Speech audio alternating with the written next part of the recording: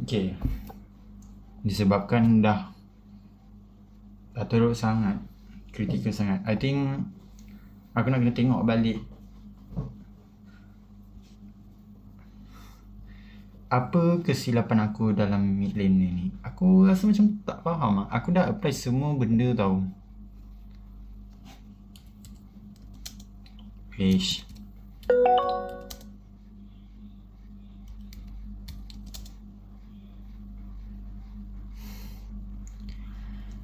Aku ingat apa yang dia kata.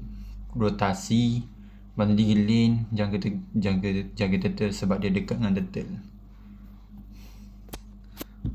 And then apa lagi? Patut pilih hero tu kena cari yang boleh serang jarak jauh, CC dan seeloknya mage. Roll mage. Tapi kenapa aku masih fail lagi? Macam masih bodoh lagi main mid lane ni. Padahal aku dah plan dah semua benda tu. Apa mistake aku? Oke, akhirnya kita sampai juga nih ke posisi terakhir dari konten nyalahin orang ini ya. Soalnya buat yang ngikutin gue pastinya tahu, gue itu udah selesai bahas kesalahan XP laner, jungler, gold laner, sama roamer. Jadi hari ini kita bakalan bahas kesalahan dari posisi yang paling kalau dibilang penting ya penting lah ya, masing-masing posisi pastinya penting. Cuman mid laner ini tuh agak unik sih menurut gua. Nanti kalian bakalan tahu kenapa gue bilang posisi ini unik. So langsung aja kita bahas 7 kesalahan mid laner. Ada benda yang aku mistake ke? Aku ingat aku mula-mula tu beritahu anda lah apa. Nah, tengok dulu apa kesalahan aku. Mana tahu aku silap dia. Kita mulai dari yang paling dasar dulu ya. Yang pertama, salah jenis hero. Ya, hero-hero yang isi mid laner ini tuh jenis hero-hero dengan pola permainan paling beragam di antara posisi-posisi lain. Dan ini yang bikin sebenarnya posisi ini jadi posisi yang paling banyak diminatin buat dimainin.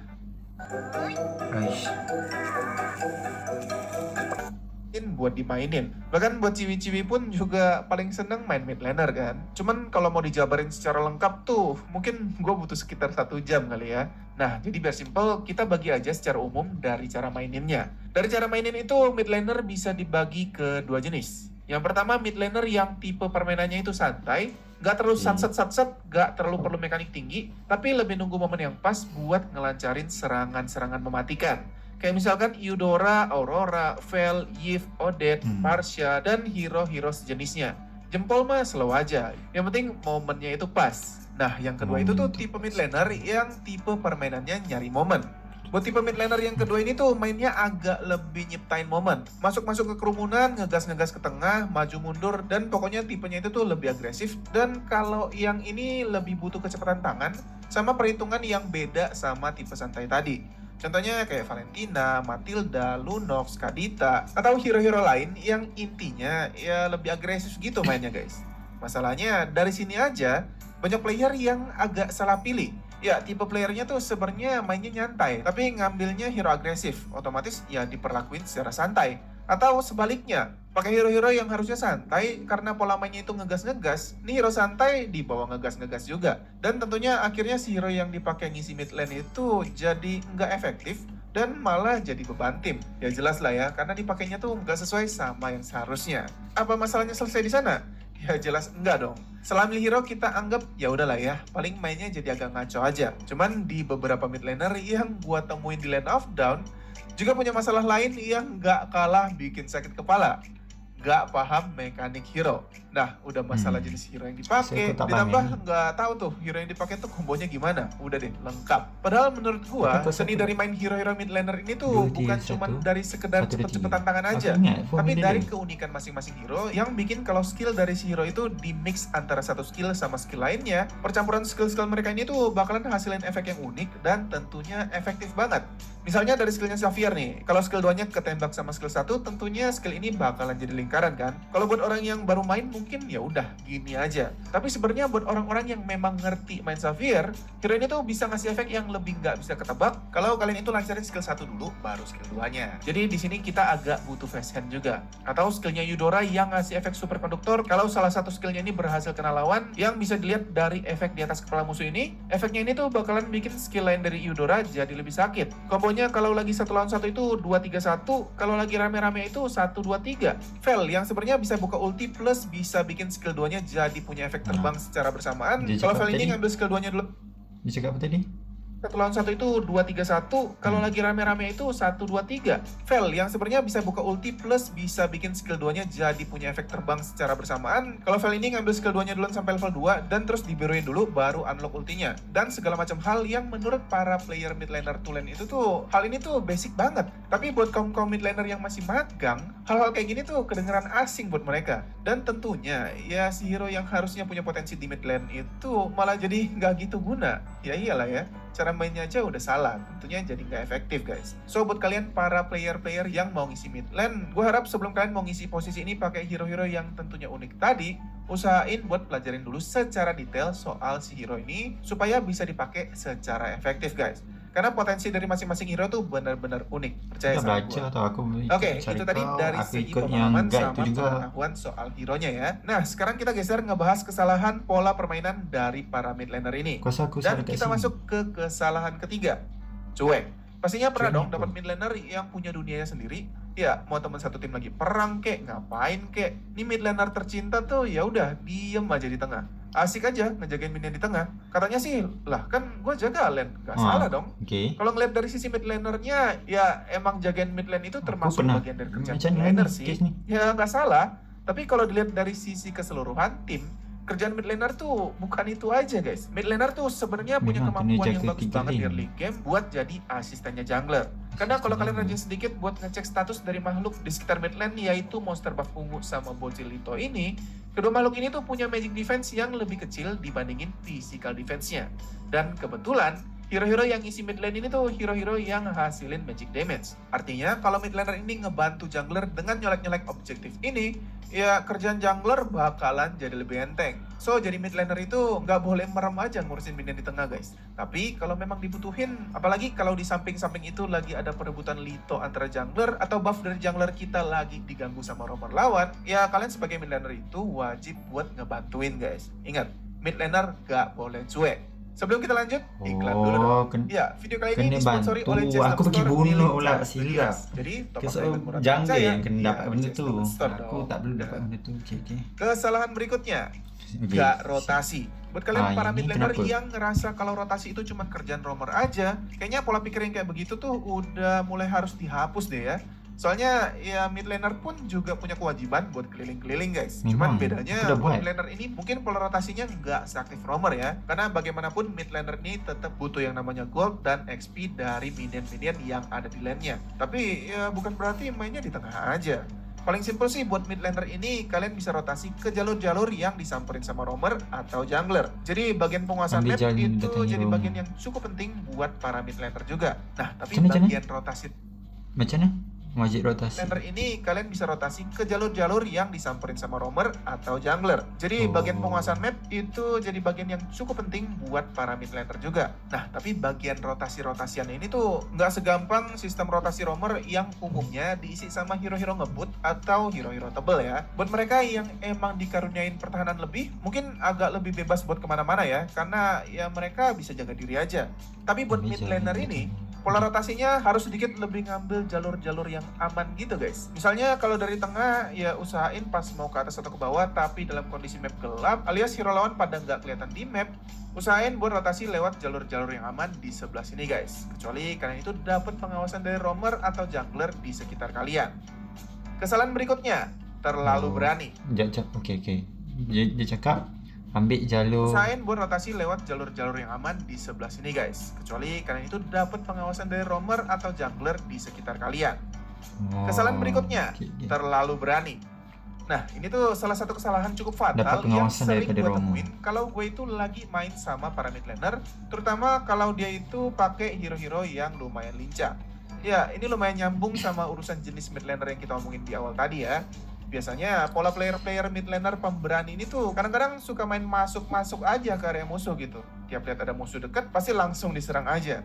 Dan biasanya tuh kesalahan ini dipakai sama hero-hero mid laner yang emang lincah dan gampang buat keluar masuk. Kayak Kagura, Valentina, atau hero-hero mid lane lincah lainnya. Mungkin buat si mid laner itu sendiri bukan jadi masalah ya. Asalkan nggak mati, berarti nggak bikin salah dong. Tapi yang jadi masalah sebenarnya itu bukan si mid lanernya yang mati guys. Kalau dia maju sendiri terus mati sendiri, ya udahlah ya. Karena emang salah sendiri. Masalahnya kalau mid laner yang buka serangan, mid laner yang kita maksud ini kan punya kemampuan buat keluar lagi kan. Tapi kadang-kadang teman satu tim itu nggak mikir ke sana guys.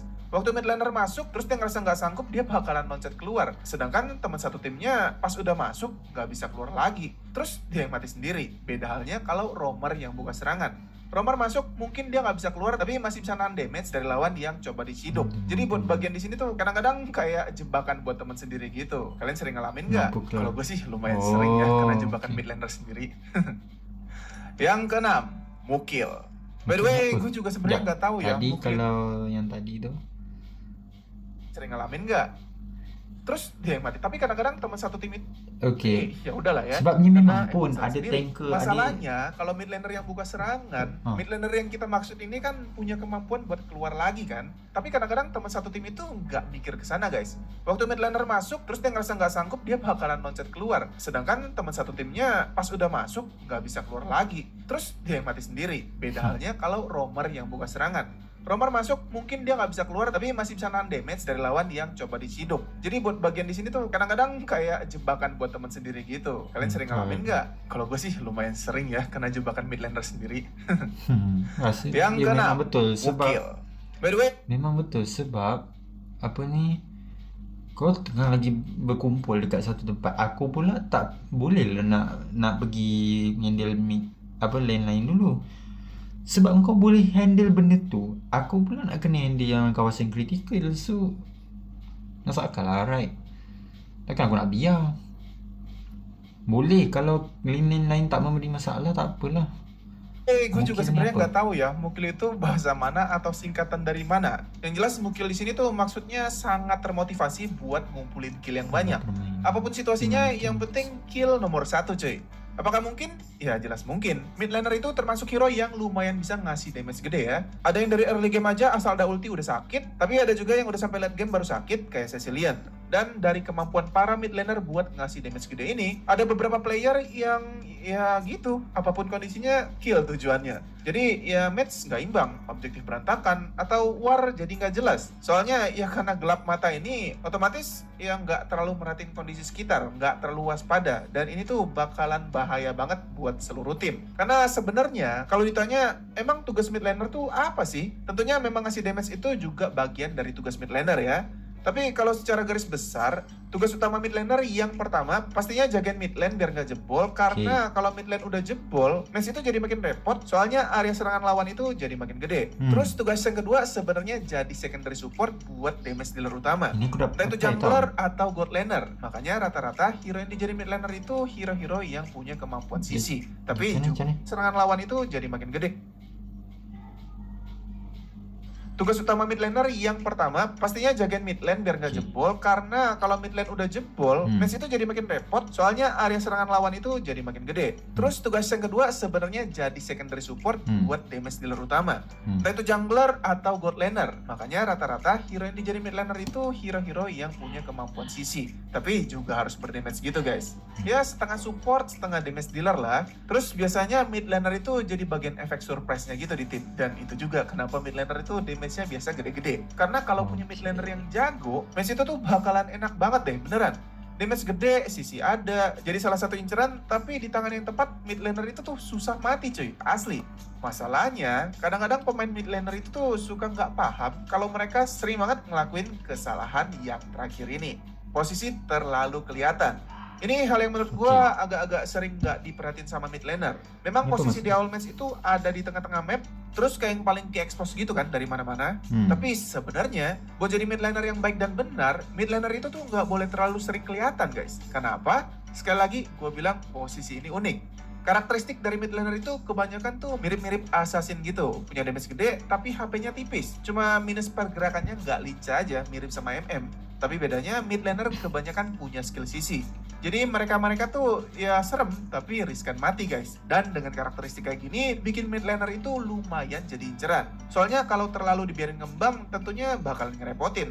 Jadi inilah alasan buat manfaatin mid laner secara maksimal. Usahain buat mid laner itu posisinya jangan terlalu gampang kebaca. Ya buat fase-fase 4-5 menit awal pertandingan atau kurang lebih sampai mid laner udah punya ulti, mungkin masih boleh lah, masih jaga-jagain gitu. Tapi kalau udah di atas 5 menit, usahain buat sering. Oke, ini Posisinya jangan terlalu gampang kebaca. Ya buat fase-fase macam jadi inceran. Soalnya kalau terlalu dibiarin ngembang tentunya bakalan ngerepotin. Jadi inilah alasan buat manfaatin mid laner secara maksimal. Usahain buat mid laner itu posisinya jangan terlalu gampang kebaca. Ya buat fase-fase 4-5 menit awal pertandingan atau kurang lebih sampai mid laner udah punya ulti, mungkin masih boleh lah, masih jaga-jagain gitu. Tapi kalau udah di atas 5 menit, usahain buat sering-sering keliling. Ataupun kalau memang masih mau jaga lane karena lawan aktif menekan di tengah, ya jangan diam-diam di sini guys. Usahain buat lebih dulu ngambil posisi di salah satu semak-semak antara yang ini atau yang ini. Kenapa ayo? Pertama tentunya biar musuh nggak tahu posisi kalian. Kedua, biar kalian pun tahu kalau di salah satu sisi mid lane itu aman. Ya karena kalian yang ngisi sendiri kan. Soalnya kalau kalian nggak tahu kondisi di sekitar sini tuh ada penghuninya apa enggak, pas kalian lagi landing dan ada di posisi tengah-tengah sini, kemungkinan buat kalian keculik itu bakalan gede banget. Apalagi kalau musuh juga bisa ngelihat posisi roamer kita itu lagi jauh dari posisi kalian di mid lane. Udah squishy sendirian pula kan? Ya pastinya jadi makanan empuk dong. Beda halnya kalau kalian yang ngumpet di rumput duluan.